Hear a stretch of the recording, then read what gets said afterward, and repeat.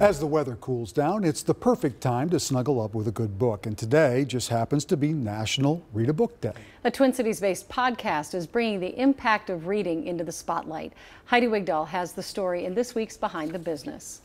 When I got to know her through our interview, stories have the power to change lives. Author of Valencia. And sometimes save them. Welcome to This Queer Book Saved My Life. I'm your host, JP Darabogossian. JP started the podcast in 2022. I wanted to work more closely with the LGBTQ community, be more enmeshed in telling our stories and working with us, right, to build community. The other part that builds off of that is that we've seen a massive slew of anti-LGBTQ legislation across the country, and we've also seen a huge banning of LGBTQ books. On today's episode, it's liberating just to read it. The podcast brings together LGBTQ guests to share the queer books that saved their lives with the authors who wrote them. Saved means a variety of different things for guests. For some, it's finding the language to come out.